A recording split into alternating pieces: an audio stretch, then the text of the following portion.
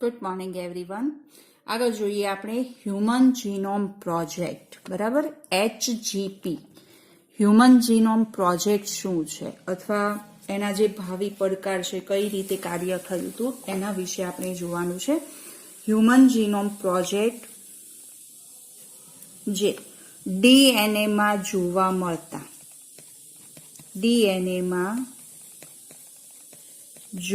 મળતા બેઝનો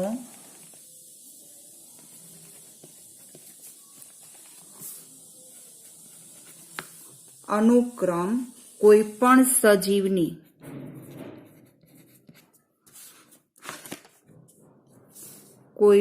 સજીવની આનુવંશિકતાની માહિતી નિશ્ચિત કરે છે.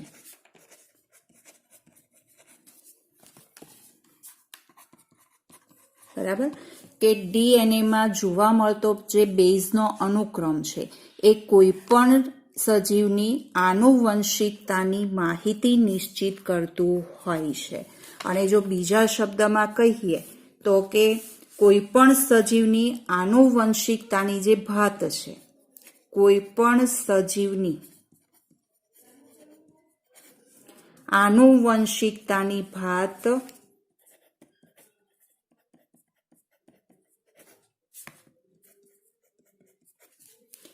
તેના ડીએનએમાં જોવા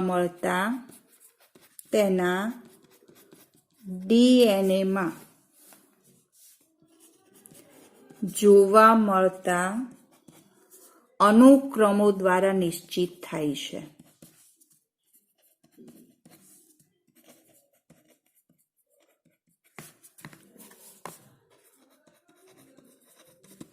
એટલે કે કોઈ પણ સજીવની આનુવંશિકતાની જે ભાત છે કે એના ડીએનએમાં જોવા મળતા જે અનુક્રમો છે એના દ્વારા નિશ્ચિત થતી હોય છે. આપણે દરેક જાણીએ છીએ કે કોઈ પણ વ્યક્તિ અથવા કોઈ પણ સજીવની જે ડીએનએ ફિંગરપ્રિન્ટ છે હંમેશા જુદી જુદી જ હોય છે, ક્યારેય પણ સરખી જોવા મળતી નથી. બરાબર છે. જીનેટિક એન્જિનિયરિંગ કે જીનેટિક એન્જિનિયરનો જ્યારે પણ ઉદ્ભવ થયો ત્યારે કે ડીએનએના ખંડનું અલગીકરણ અને ક્લોનિંગ જે છે એ જીનેટિક એન્જિનિયરિંગ દ્વારા કરી શકાયું હતું. હવે એ જે હ્યુમન જીનોમ પ્રોજેક્ટ જે છે એની શરૂઆત 1990માં થઈ હતી. 1990માં હ્યુમન જીનોમ પ્રોજેક્ટની શરૂઆત થઈ.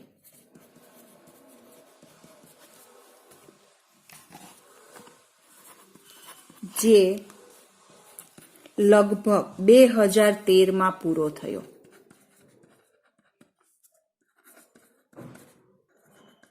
જો કેટલા વર્ષ કામ ચાલ્યું.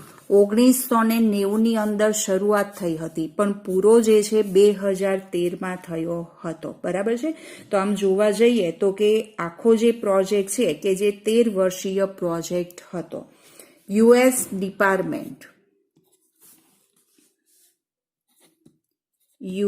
ડિપાર્ટમેન્ટ ઓફ એનર્જી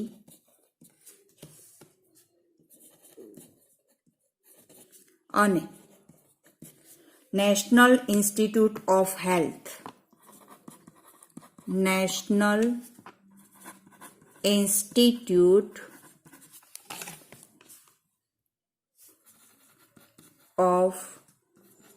હેલ્થ દ્વારા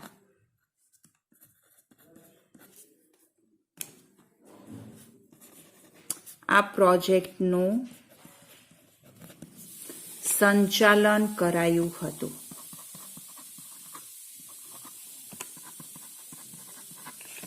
એક શબ્દ યાદ રાખવાનો છે, એમસીક્યુની અંદર પૂછાય કે US department of health energy અને નેશનલ ઇન્સ્ટિટ્યૂટ ઓફ હેલ્થ દ્વારા કે આ જે હ્યુમન જીનોમ પ્રોજેક્ટ હતા એનું સંચાલન કરાયેલું હતું.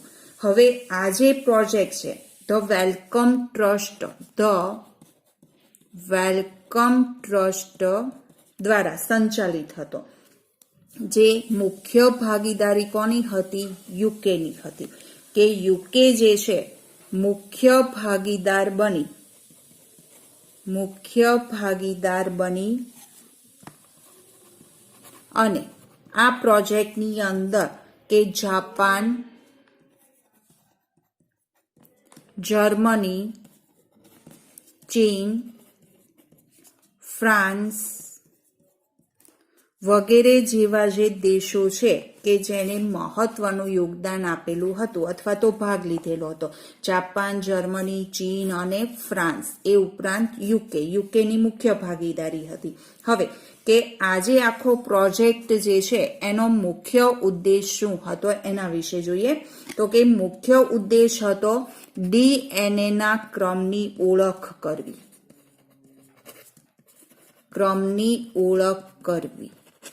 કે ડીએનએ ઉપર જે કંઈ પણ જનીન બેઝ ક્રમ ગોઠવાયેલા છે એ બેઝ ક્રમની ઓળખ કરવી એ આ પ્રોજેક્ટનો મુખ્ય હેતુ હતો. હવે આ જે મુખ્ય હેતુ જે છે એ બે પરિબળોના કારણે શક્ય બન્યો. કયા બે પરિબળો? તો એક તો જીનેટિક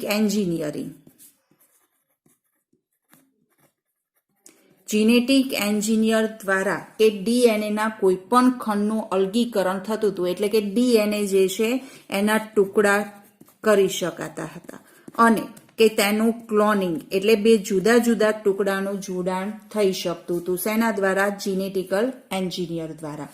બીજું જોઈએ તો કે અનુક્રમને નિશ્ચિત કરવા માટેની સરળ અને ઝડપી પદ્ધતિનો વિકાસ થયો હતો.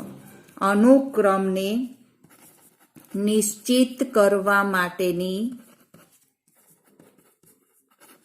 સરળ અને ઝડપી પદ્ધતિનો વિકાસ થયો હતો.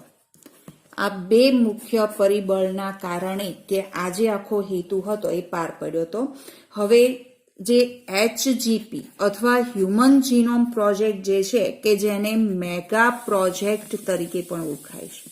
મેગા પ્રોજેક્ટ, ખૂબ મોટો પ્રોજેક્ટ. શા માટે મેગા પ્રોજેક્ટ તરીકે ઓળખાય છે?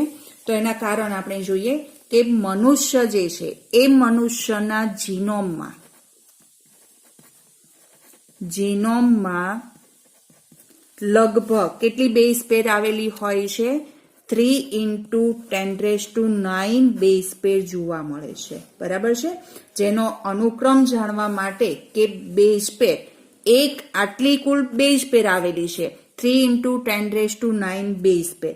પણ જો એ દરેક બેઝ પેરનો અનુક્રમ જાણવો હોય તો એક બેઝ પેર દીઠ કેટલો ખર્ચો થતો હતો? તો કે $3 ખર્ચો થતો હતો. એક બેઝ પેરનો ક્રમ જાણવા માટે કે $3 ખર્ચો થતો હતો. એવી 3×10⁹ બેઝ પેરનો ક્રમ જાણવાનો હતો. એટલે આ પ્રોજેક્ટની અંદર કે કુલ ખર્ચાતી જે રકમ હતી એ રકમ લગભગ કેટલી થાય? $9 મિલિયન જેટલી થાય. $9 મિલિયન જેટલી. એ ઉપરાંત જોઈએ તો કે પ્રાપ્ત જે અનુક્રમ હતા એ પ્રાપ્ત જે કંઈ પણ અનુક્રમ હતા કે જેને એ અનુક્રમોને ટાઈપ કરી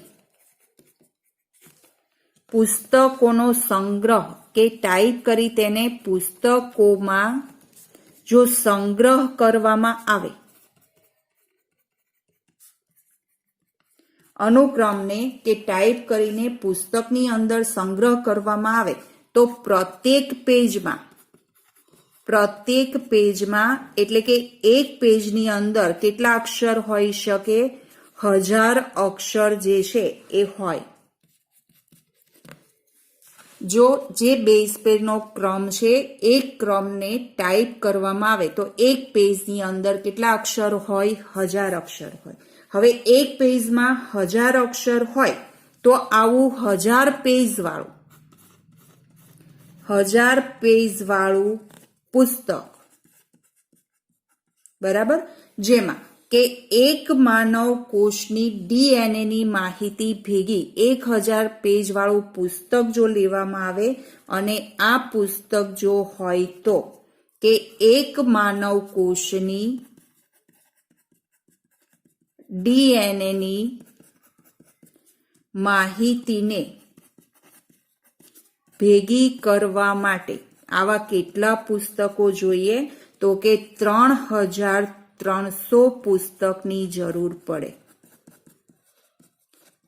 એક પેજ પર 1000 અક્ષર, એવા 1000 પેજ વાળું જો પુસ્તક લઈએ તો માનવના ફક્ત એક માનવ કોષની કે DNA માહિતી ભેગી કરવા માટે કેટલા પુસ્તકો જોઈએ? 3300 આવા પુસ્તકોની જરૂર પડે. હવે આ પ્રકારે કે મોટી સંખ્યામાં આંકડાની પ્રાપ્તિ અને ઝડપી સંગણક સાધનની જરૂર પડે.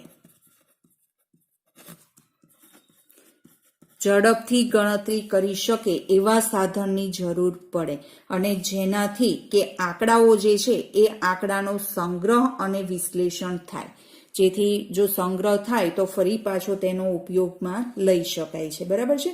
તો આમ HEP જે છે કે જીવ વિજ્ઞાનની અંદર જોવા જઈએ તો એક આખું નવા ક્ષેત્રનો ઝડપી વિસ્તાર જે છે કે જે સંભવ બની શક્યો હતો અને એ વિસ્તારને બાયો ઇન્ફોર્મેટિક્સ તરીકે ઓળખાય છે. બાયો ઇન્ફોર્મેટિક્સ તરીકે ઓળખાય છે. બરાબર છે. તો આ શા માટે મેગા પ્રોજેક્ટ તરીકે ઓળખાય છે એ આપણે જોયું કે તેની અંદર જે બેઝ પે છે એનો ખર્ચો લગભગ કેટલો આવી શકે એમ હતો? $9 મિલિયન જેટલો આવી શકે, ડોલર જેટલો. બરાબર, $9 મિલિયન. આટલા પુસ્તકોની જરૂર પડે છે અને આવા સાધનની જરૂર પડે એમ હતું, જેથી મેગા પ્રોજેક્ટ તરીકે ઓળખાય છે. હવે જોઈએ આપણે HGP ના મુખ્ય લક્ષ્યાંકો કયા હતા.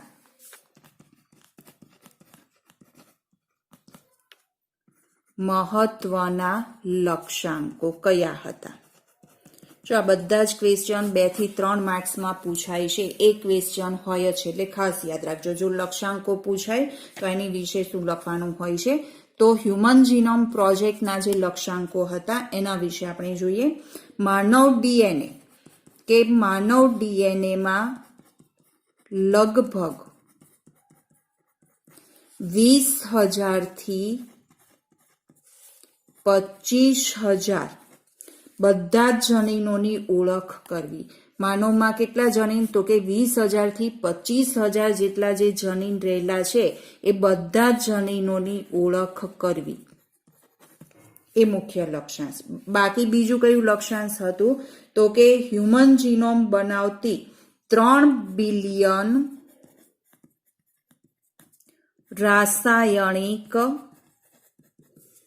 બેઝ જોડના ક્રમને ઓળખવો.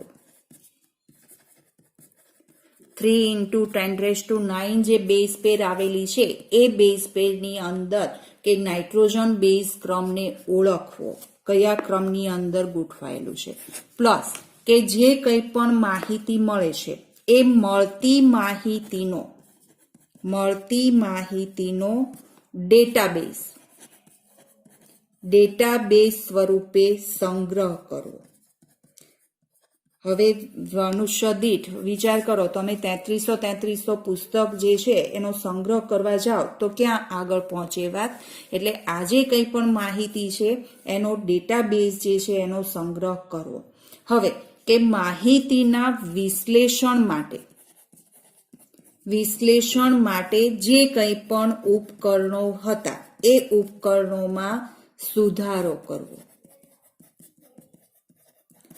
અને એને અનુરૂપ અથવા જે કંઈ પણ ડેટાબેઝ સ્વરૂપે માહિતીનો સંગ્રહ થયો છે એ સંબંધિત માહિતી જે છે કે જેને ઇન્ડસ્ટ્રીઝ જેવા ખાનગી સેક્ટરની અંદર ફેરવવી.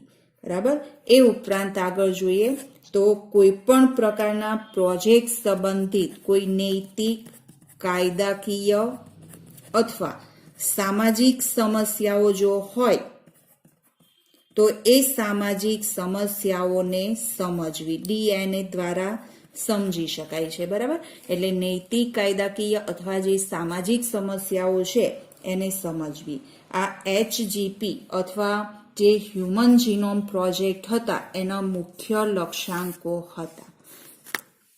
3 માર્ક્સમાં પૂછાય HGPના મહત્વના લક્ષ્યાંકો વર્ણવો અથવા મુખ્ય લક્ષ્યાંકો, તો આ 6 લક્ષ્યાંકો વિશે તમારે લખવાનું છે, બરાબર છે. અને આ જે HGP આખો પ્રોજેક્ટ હતો કે જેના કારણે માનવેતર મનુષ્ય સિવાયના જે સજીવો છે કે જેના ડીએનએના ક્રમોની પ્રાપ્ત જાણકારી પણ થઈ હતી, કે જે બેક્ટેરિયા છે, ઈસ્ટ છે, સૂત્રકૃમિ છે, ડ્રોસોફિલા, ડાંગર છે, કે જેના પણ આવા અનુક્રમો વિશે જાણકારી મેળવી શકાણી હતી. તો જો આગળ આપણે નેક્સ્ટ પીરિયડમાં જોઈએ.